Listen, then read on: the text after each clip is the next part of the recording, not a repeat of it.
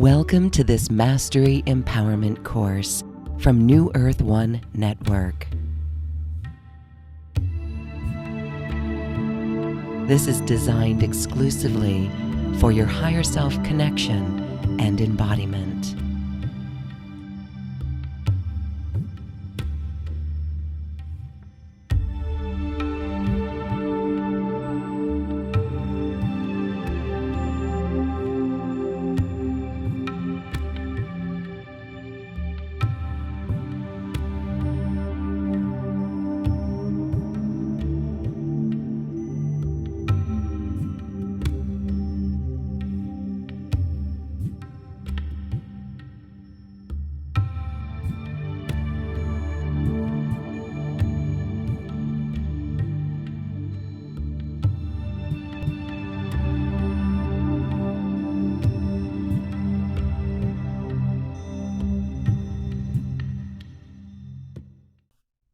Welcome to this Mastery Empowerment course. I am so pleased to bring one of the leading voices in intuition to our course today.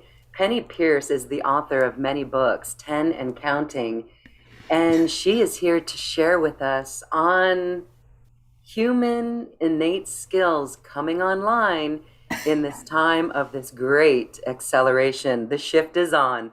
Hi, Penney. Hey, it's good to be here. It's really good to talk with you. Your books have inspired so many and brought this, I'd really want to say, brought the intuition into the forefront, into the mainstream, let's say.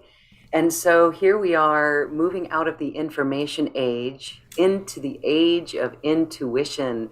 Yeah. And this year of 222, those 222 codes are all about the divine feminine, being in balance with it, creating from it, and using our intuition. So Let's start with you. How have you perceived the shift this year already? What have you noticed?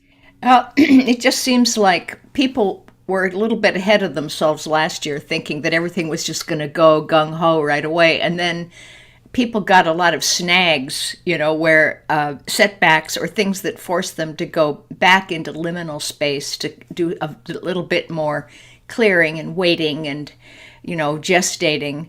And now it really seems like the fences have been taken down, and that things actually are moving. And there's a kind of excitement, I think, of different kinds for different kinds of people. People who are really still locked down in fear, they're getting all revved up about a civil war or something, whereas people who are opening into clarity and finding the spiritual realm in the physical, it's not separate anymore. They are finding like gung-ho sort of forward movement and a lot of innovation and synchronicities. So, and I think that will pretty much continue through the year, through those groups. And I don't really feel that we who are waking up are polarized with people who are still kind of locked in.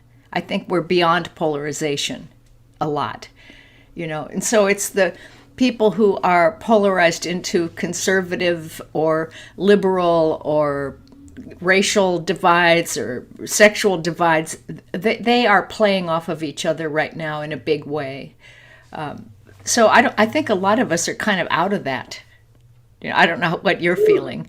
Well, I do just want to share that at the beginning of this year in January, there was a time where it was like I felt so fuzzy, like not really brain fog, but it was like this realization that, wow, it's just our memory of the old that is keeping us in the old patterns. So that was the newness that I felt. It's really interesting because I've checked in with others, and they felt that in January there was a little bit of stickiness. Someone said that they didn't feel that they were making progress on some of the goals that they wanted. Another person reported that it felt like 1 week was like a month long. Mhm. And these are all different experiences, but now you say things have begun to flow a little. And Yeah. we see that too. And so that's really good. Let's talk about beyond polarization. Mhm. If we are working on unity consciousness, I get chills when I talk about this because we must see both sides. And so, is there going to be a point where that's going to be the topic of discussion? How can we hear everybody's sides? How can we basically coin the term human diplomacy, right? Mhm. It's interesting, very interesting times. What are your thoughts on that? Um, well, I see that the interestingness of the times is that we're at a point on the acceleration process where the frequency is so high that we cannot keep things stuffed in our subconscious mind anymore. That is a very slow, low, fear-based vibration, and that is starting to empty. Right, it's been going on for a while, but some people have been repressing it for a long time, and now it's coming up for them.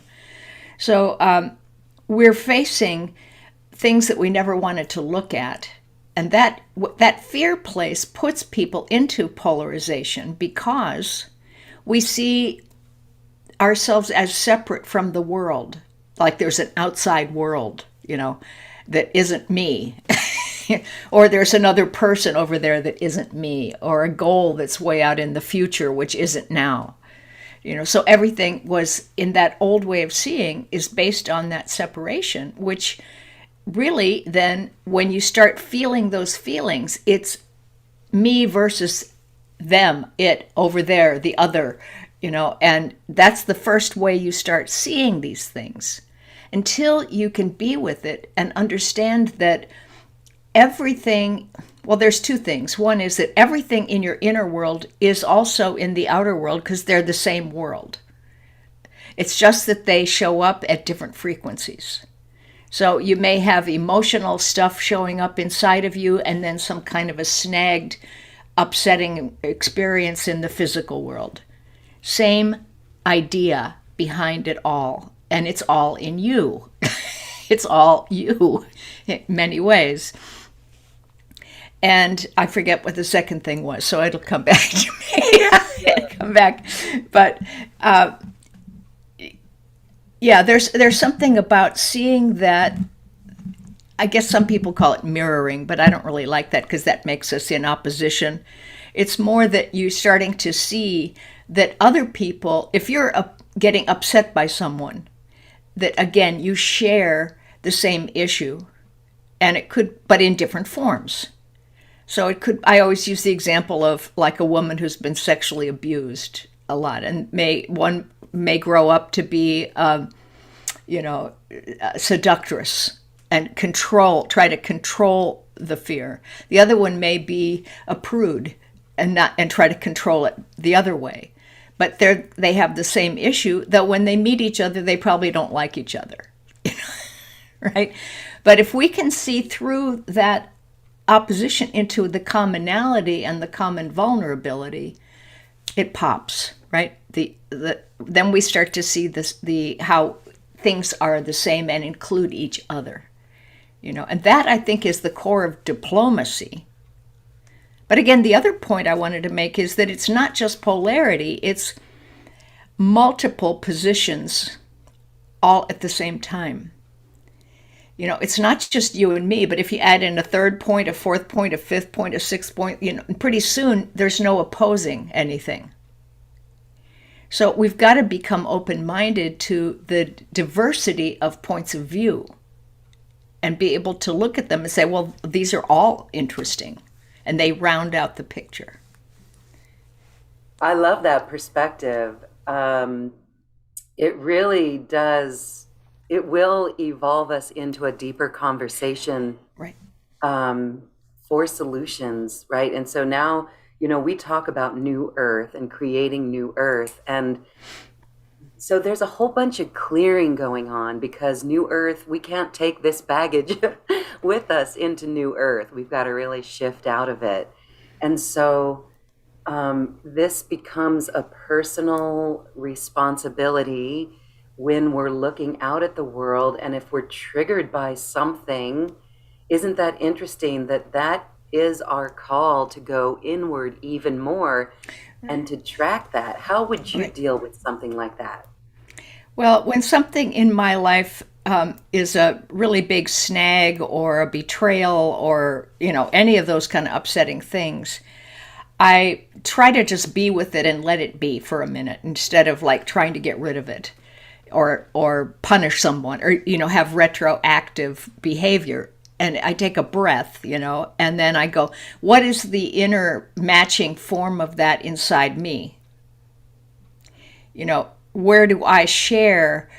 I had a job done on my kitchen and got cheated out of a lot of money. And where am I like, that man who did the job was too cheap to get good materials or to do the job right, and then he wouldn't give me a deposit back, and it was terrible. But then I had to see, look, I'm pretty frugal myself, and sometimes I'm not as generous as I could be, and I rush through things sometimes. So I could see the point, and I thought, what good would it do to punish him, and be mean? That would just be, put meanness into the world. So I might as well just understand. And understanding is an amazing thing because it actually opens the heart. I think we all think about the heart as an emotional center, but I don't think so. I think it's much more neutral, objective, and about truth and compassion and the understanding of things and the integration of opposite things into a greater understanding of life, and it's actually quite neutral. I love that actually. That's really good. So, what do you do then? Like, how did this remedy itself with your kitchen construction? What do you do with those feelings from a practical level? Yeah, I let it be. And then I looked around for other people who could come in and fix it. Nobody could fix it. They had to start all over. So I had to pay for it twice.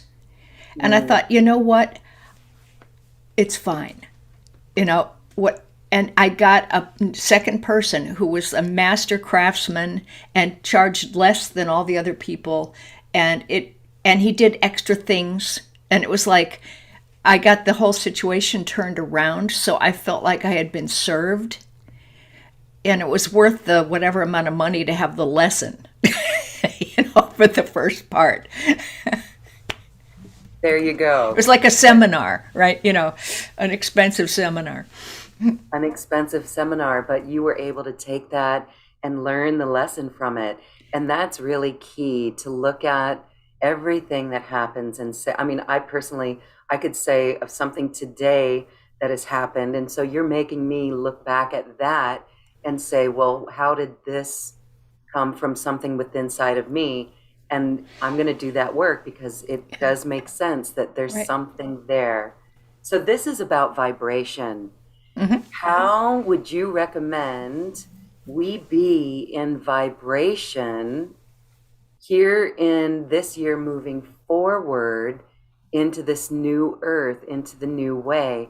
We Yeah. could call it leaving the 3D behind and actually moving past the 4D, which gets us into conspiracy theories and all of that. There's still a little bit of fear in the 4D.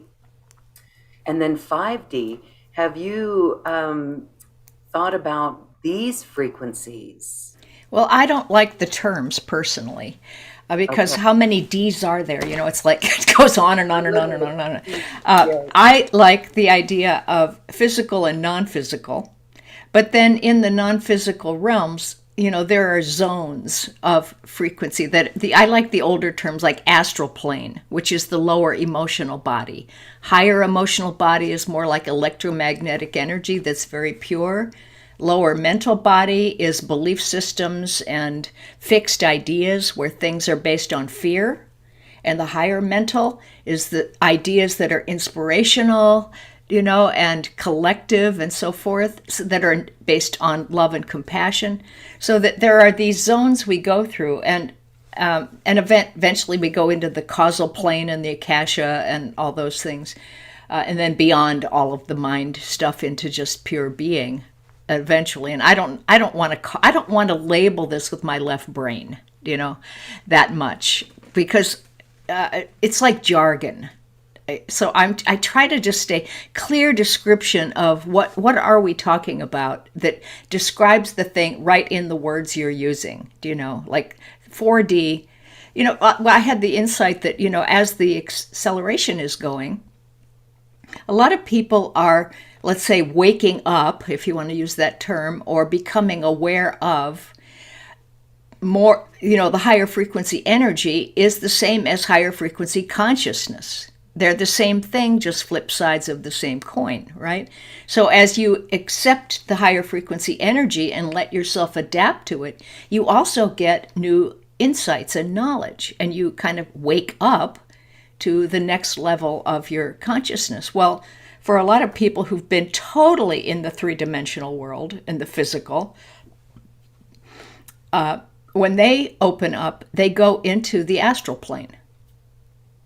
That's their next level, and you might call it 4D, but to me, it's the lower emotional realm, where all kinds of, negative entities, like people who've died in fear or who are, maladjusted or caught in mental illness or whatever, are still there, and they like to wreak havoc. They're like, somebody once said, they're like mosquitoes in the swamp. If you go through and you're uptight, they get on you, and if you're just calm, they kind of ignore you. But when you go into that realm, you get beset by bad dreams, and look at all the movies that are out with zombies and, all these monster things and all that, but also conspiracy theories, where we're getting people who are believing in cannibalism and, my God, like all of these crazy philosophies. But because they're thinking now that astral level is reality, that's their next level of reality. And they needing to move on to the upper level of the emotional realm, where they understand, the flow of feeling, really. So, to me, it just makes more sense to explain it that way, because I can tactily feel it. Do you know what I mean? Wow. Thank you for explaining it that way. So many different ways to describe it. Right. And so, yeah, all right. I can feel it too. And there was a point, when we got into 2020, there was a point where, with all that was going on, even in our community, I felt like I was gaslighting myself, like with looking at some of these things, being open. But then you know what? I realized, how does it feel?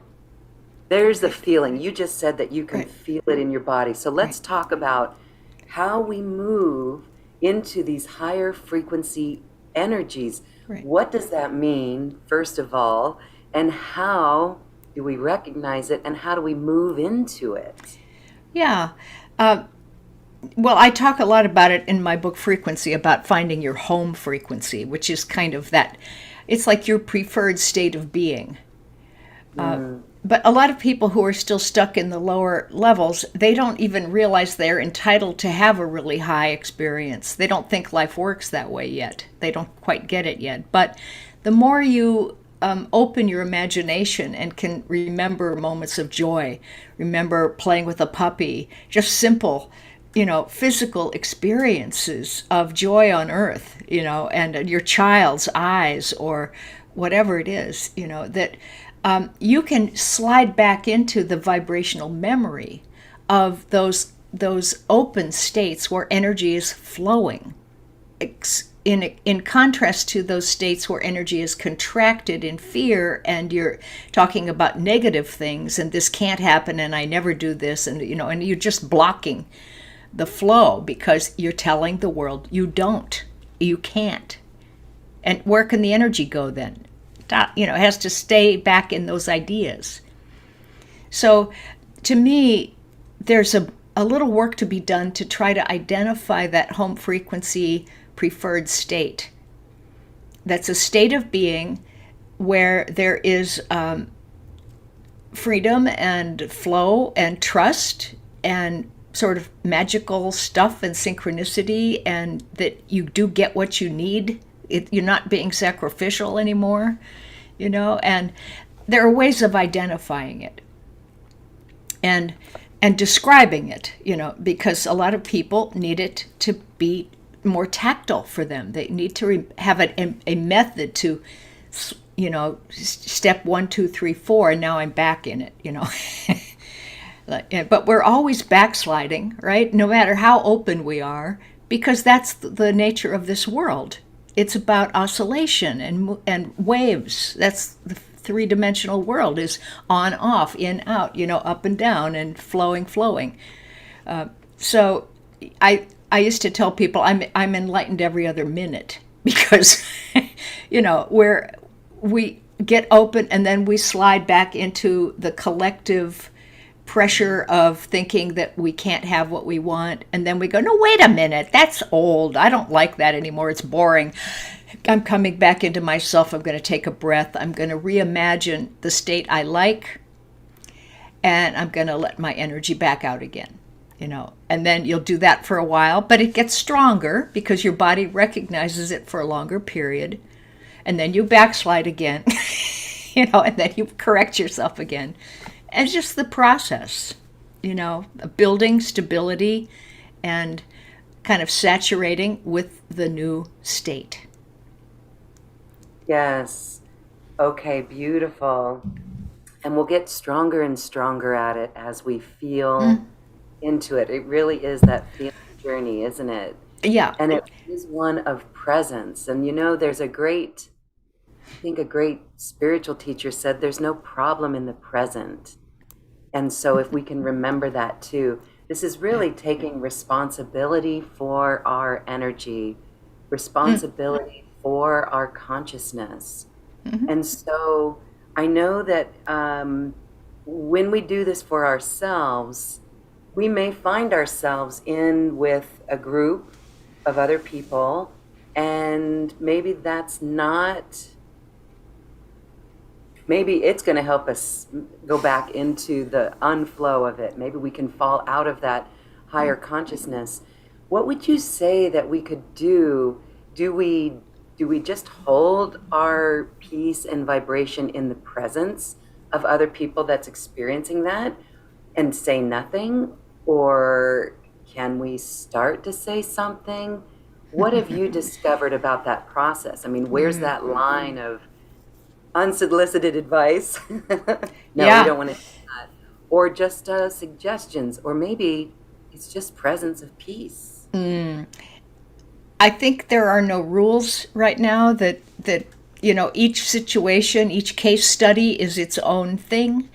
I know that oftentimes when I get around a group of people who are either overly intellectual or set in their ways in a certain way, I can't even talk. My synapses won't go to where they are necessarily, and yet they can't come to where I am. And so it's like a freeze moment, and it's really bizarre. And then as soon as I get around people that are more open-minded, it's comes back. So I have started getting this thing. It's like a little neon sign that says no point. Like, why don't bother? It's like, don't throw pearls before swine. It's not that I don't want to help people, but there are ways that you can use your energy, your words, your actions that fit with what you're connecting with, or don't. So when I can't talk, I use energy. I just get centered in my home frequency or my preferred state. I put it all through my whole ball of my field, and then I let them sit in my field. I let the energy do the work. Yeah. And somebody may notice it, and then later think, maybe I should, could do this, but it's not a direct causal thing. It's soft. Yeah. Yes, absolutely. That is a perfect answer to that. It is how we influence um, the environment. And I love that being in our home frequency and not letting, as empaths, we could feel their energy and easily get sucked into it. Yeah. But this, again, is a great responsibility of just being present in that space and Yeah. letting the energy work. The other thing is that I have found that when I don't really resonate with somebody, and I even don't like them, like I have a reaction, I just Mhm. stop and I let them have the space to be where they are, who they are in the moment, because they're at that juncture on their path. I don't need to change them. But when I give them space to be, I also give myself space to be. And then I can remember, then I have this little, openness that can help me remember to go back into my home frequency and feel the way I like to feel. It's my choice to feel the way I want to feel. I don't have to match them. I don't have to make them wrong. I don't have to try to change them. They'll get it at their own speed because that's evolution, and I can say, maybe I say something funny, or that will, it's an even ground or something, I don't know, but whatever, something will get drawn out of you, in those moments. But the first thing is let it be the way it is. And to me, that's how I now define forgiveness is let people be the way they are. And then you be the way you are. And you can occupy the same space because the energy fields are much more open and neutral. And a lot gets done at that level. We forget about that. Yes, all right. Hearing you speak there, Penny, it brings to mind the Ho'oponopono. Are you familiar with the Ho'oponopono? I am, but I can't remember exactly what it means. Okay, good. Well, let's talk about it because your insight and all of that, the work and teachings that you brought forward, make it a really interesting case as you're talking about the openness and letting the energy do the work. Ho'oponopono is the forgiveness prayer of the Hawaiian culture, the Right. kahunas, and it's four simple phrases: I love you, thank you, I'm sorry, forgive me. And it's really interesting to weave these words into conversations or just silently do them. Yeah. I've witnessed things dissolve and shift instantly with it. One time something didn't shift instantly, but I did feel it shift later. Yeah. And it really is remarkable.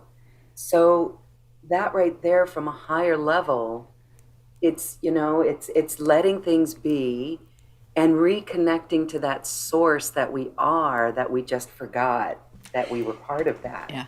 Yeah. Yeah. So much of this is learning to practice, like noticing what you notice. That's a big deal for me. It's just like a kind of simple mindfulness. Like, why am I seeing this? And Yes. then I dialogue with I call it my inner perceiver, that's showing me things and say, okay, what's the message here? What am I showing myself this person for, or this kind of situation for? Um, and and then I maybe get some kind of insight, and what do I want to do about it? And then I wait and I, oh, nothing. Don't do anything, or offer this phrase or this story or whatever, and so bit by bit, case by case, in the moment, get information, because you don't have to do things about everything. There's that Yes. freedom to not participate in that way. That I think is worth repeating. There's a freedom not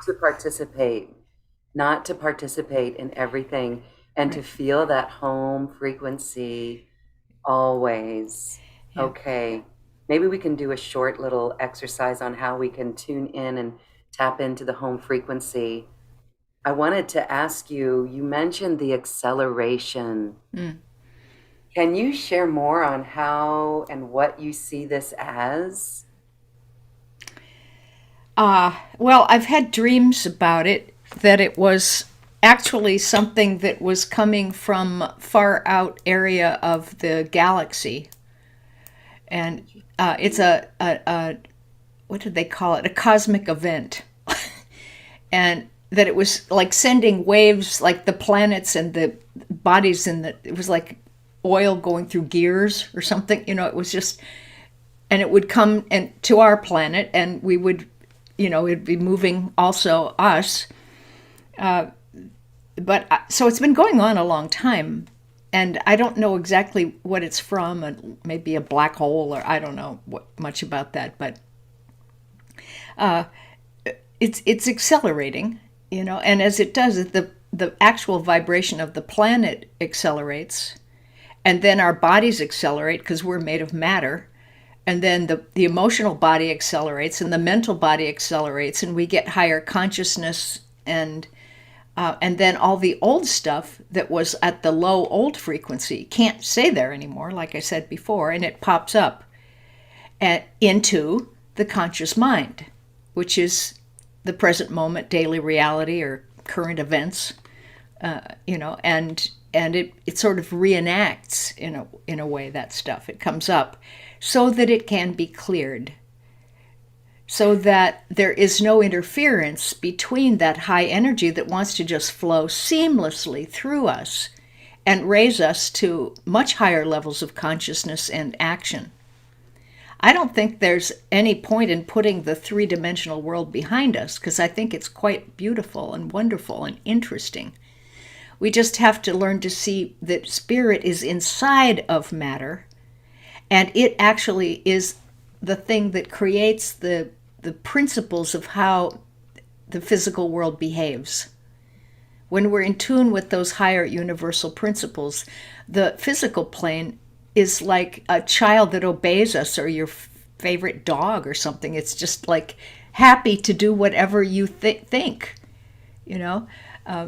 And the more we get into that, and we don't have to fight to have money or cheat people, or thinking that there's limitation, the more enlightened the whole planet will be, And I do think that it's happening rather quickly, and that, you talk about New Earth. I don't exactly call it that, but I have had dreams where the Earth was going to separate into two Earths, and there would be a high frequency one and a lower frequency one, but in the same space, but at different frequencies.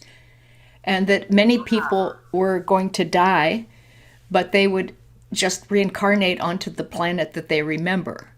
And other people who are really opening up in frequency will incarnate onto a planet that is operating at very high levels of functionality. But everybody's still there. There's no tragedy. But I dreamed it would be happening in my lifetime.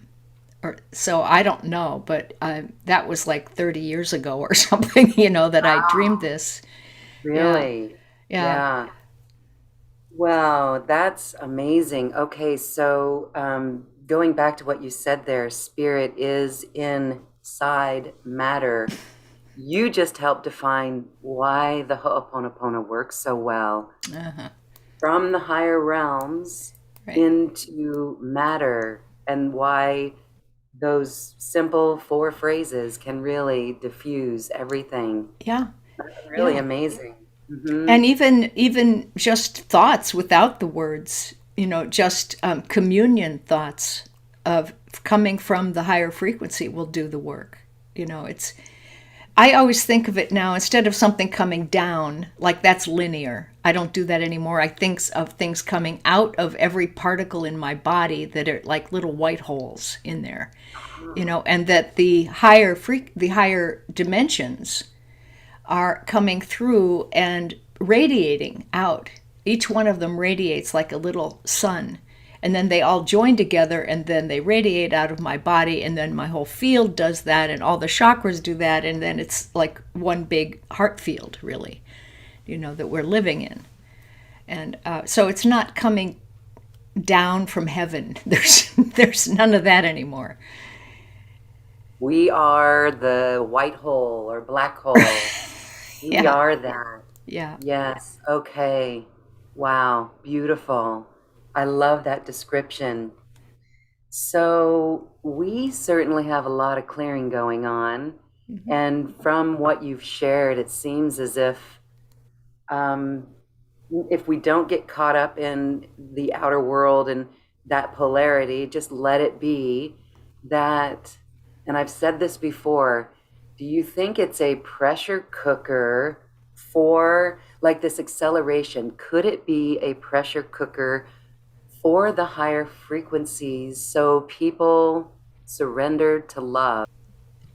There's for people who are very rooted in a way of thinking and left-brained dominant, and that can be not just intellectual but just stubborn, just stubbornly and negatively fixed on belief systems.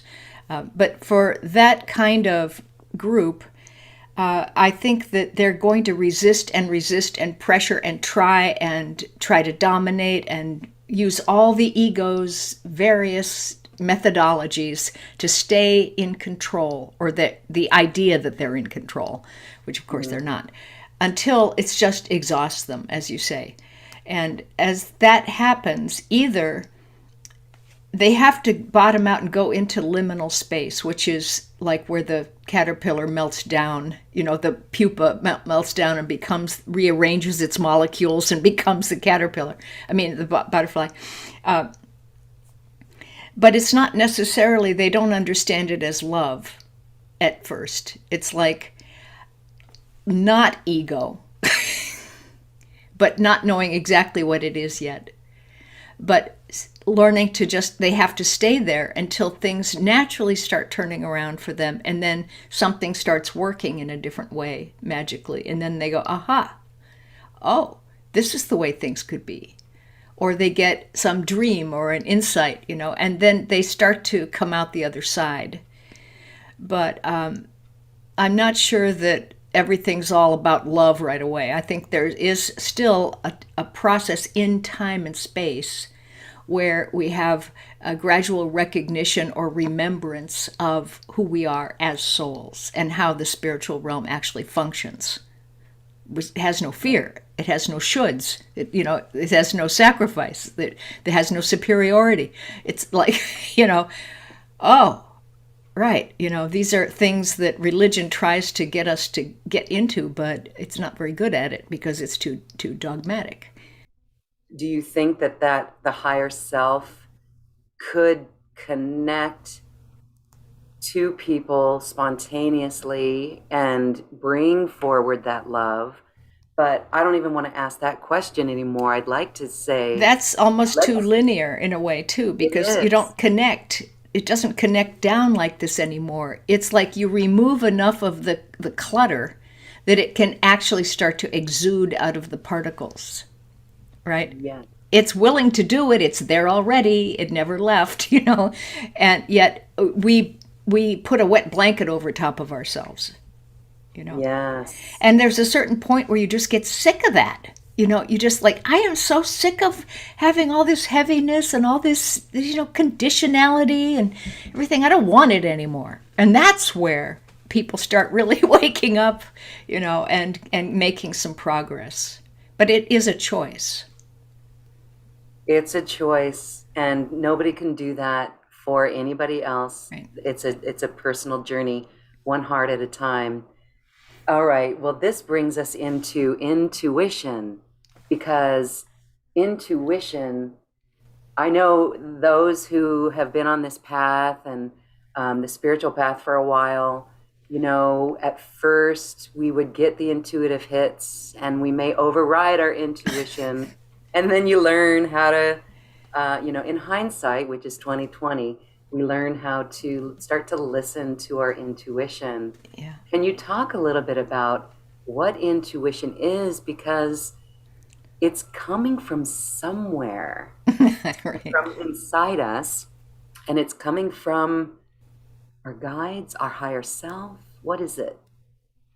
Well, I call it direct knowing, one thing, and I think it is a bit of a function of the right brain and the body and the heart and the field of energy, which is conscious also. I think the body is a kind of brain, and all the organs are little kinds of brains, and everything is conscious.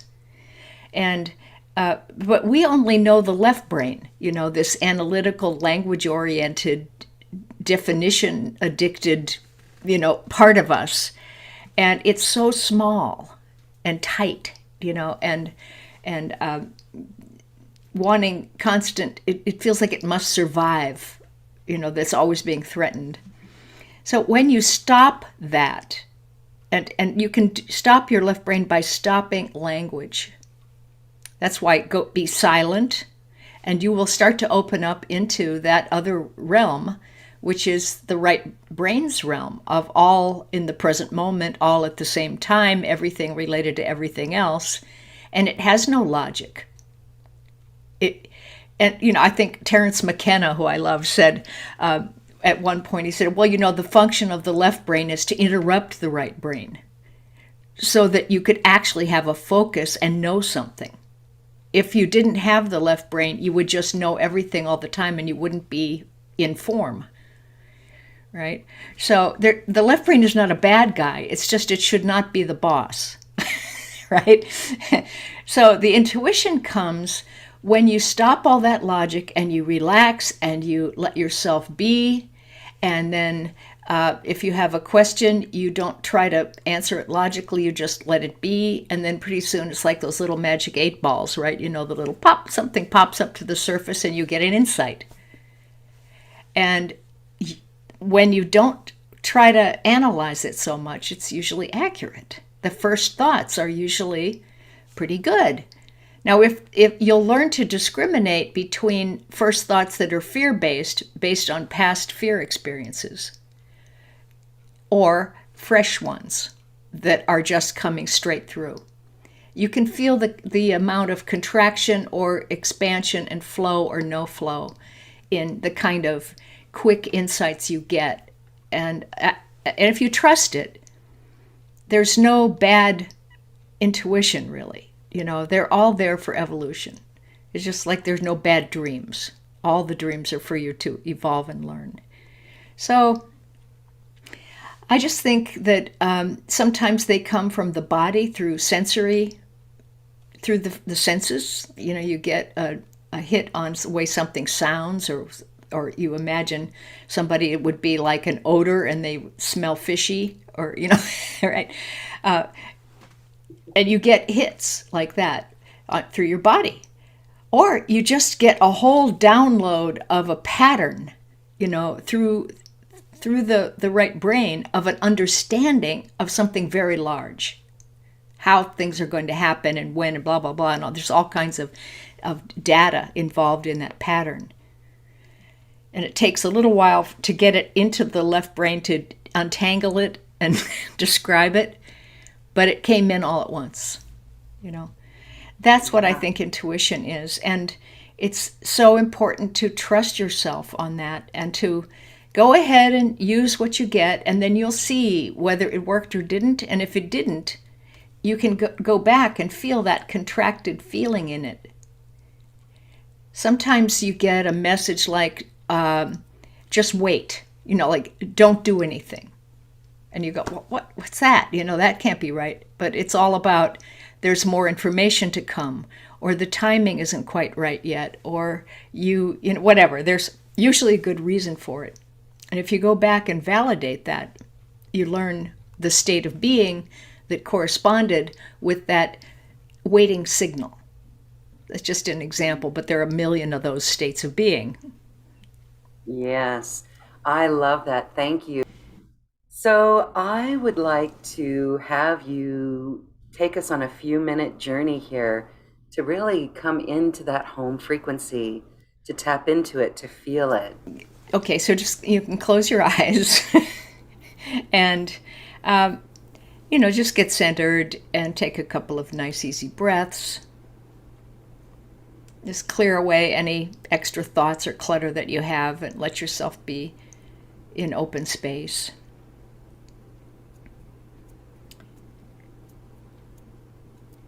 And then, like sort of in the open space out in front of you, I'd like you to imagine your worst possible scenario where you have bad luck, you lose things, you can't trust people,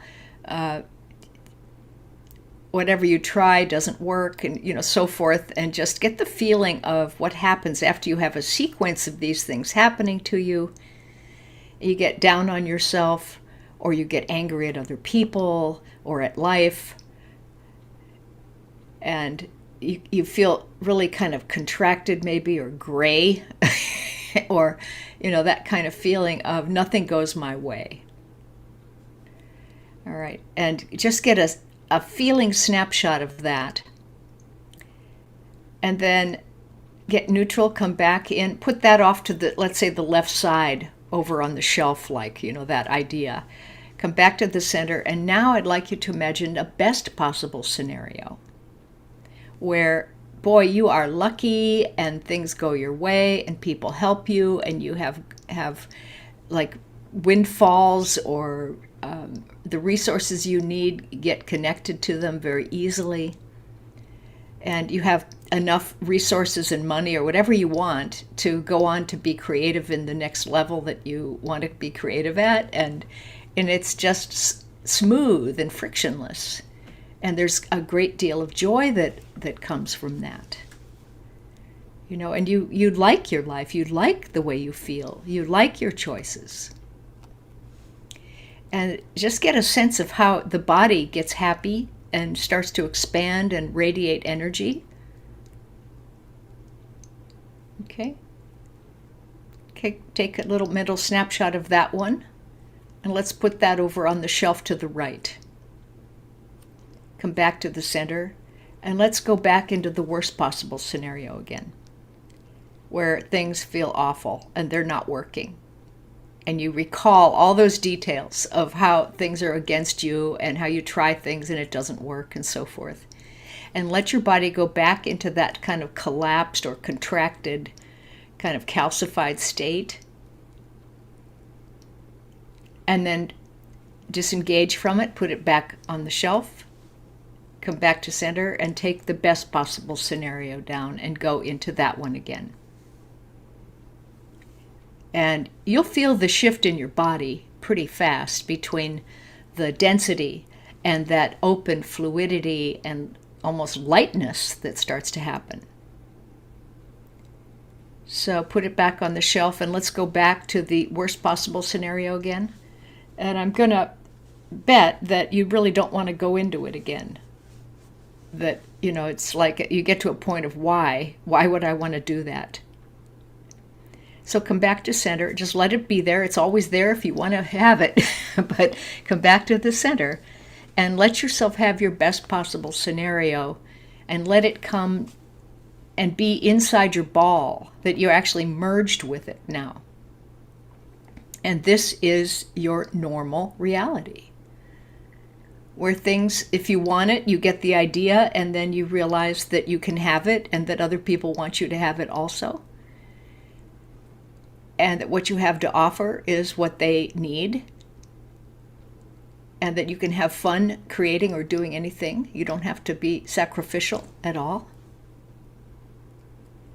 So there's a really nice balance of receiving and giving, and then receiving and giving more, and so forth.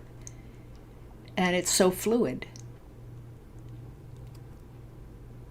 So keep your attention in your physical body right now and get a sense of how all your organs and the nerves and the blood and everything's flowing, and the little parts of your body that have been contracted are remembering their optimal way of functioning. Any place that had pain doesn't have to be contracted anymore. There can be education, and they can open up and be more enlightened. And there may be a feeling state that you associate with your home frequency now. It could be a texture, a color, a movement, anything sensory that you might just, it might come to mind that you can use as a little bit of a shortcut to get yourself back into your home frequency whenever you want. Because you can just think yourself right back into it with a couple of short images or sensory states of vibrational memory. So then when you're ready, you can just leave that, be in that, and just come back and open your eyes. That is really a valuable technique for our world.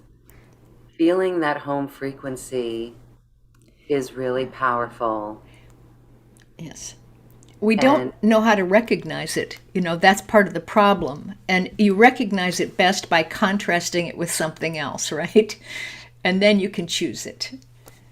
And then we can choose it. Mm-hmm. And that is the power of our consciousness and the power of our choice. And we are not victims. We are not victims. Mm-hmm. And so in the face of everything, we can call on that. We can anchor it. For me, my little home frequency had this pink hue to it. And I want to say rose, but it's so beyond that linear idea of what that frequency is. And wow, it kind of just makes me want to cry, and it makes me want to go into silence. Yeah. Sometimes there are states mine is like cheerfulness. If I'm upset and I can get back into feeling just cheerful for a minute, I can work my way back into it. Or I can imagine like an Angora sweater or something. It's just like soft, and I can feel that. And I can go back, or like puppies do it for me. Like if I'm playing with a puppy, and they're just rolling around. So certain quick things like that, you can trigger yourself back, and it's almost like turning on the light switch, and I'm back. I've turned it back on again. So you can get back to it quickly. That's the operative word, quickly. We are all human. We can all have pity parties on ourselves every now and then. And instead of curling up into a fetal position in our bed for a day and letting it release that way, this is a really valuable technique. Right. It's a lot better than commiserating. Commiserating. Yeah, right. And just stewing in those energies. So thank you for sharing that. And we hope it's helpful to all of those watching and listening. And so for those watching and listening, as we go and create our new, I'd like to say, when we're talking about New Earth, it's been channeled by the Arcturians. New Earth is a frequency. Mm-hmm. And that's what we're talking about here. We're not going anywhere, and we can be in that frequency, even though we're here with another part of the world that kind of can stay in these lower energies. Yeah. So as we close, I'd like to have you share any final thoughts about how people can move forward in this evolution and this great acceleration. Well, I think everything's in the present moment, so we don't really move forward anymore. We just stay where we are and improve this place, which is you, and this space around you. And so, and it's just a practice, again, of that oscillation of when you get off center, you bring it back, you expand your ball, and fill it with your favorite atmosphere, of all the higher frequencies and sensate experiences. And then you welcome other people into that sphere. You let them all exist within you. And what happens is we start to have this, I call it the convening, where other people who've started to do that as well, we start showing up in each other's fields, because like attracts like. The same wavelength creates each other.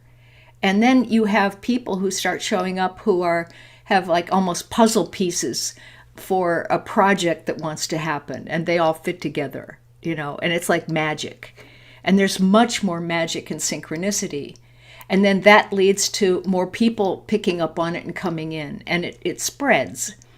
But I think the main thing is create your world according to the frequencies that you love and expand it and express it to other people. And don't limit your own mind, because you can stretch your consciousness is stretchy. You can expand your consciousness into skill sets that you didn't think you knew about. You can just expand and encompass it and say, aha, somewhere in me, I already know about this, and it's part of my normal reality. And then what does that feel like? Ask yourself a question that has to do with that level of consciousness. So yeah, the new earth is with you now, wherever you are. And then what is it they say, with 2 or 3 or more are gathered, or whatever, the reality starts to take on a psychic weight, which means it starts to have enough attention that it becomes physical. Because it's all about attention, not intention. Attention makes things materialize. Taking attention out of things through something like boredom makes them dissolve again back into the field. So it's about what we pay attention to. All right, thank you. Well, create your world, everyone, and be in this frequency. It really is quantum, and this is the frequency and the vibration of new earth. It's all within us, and we just tap into it with the frequency and following the energy. Thank you, Penney Peirce. Thank you for listening to your inner intuition and your guidance and bringing forward all of these beautiful books. You have made a great impact on the world. Thank you. Thank you so much.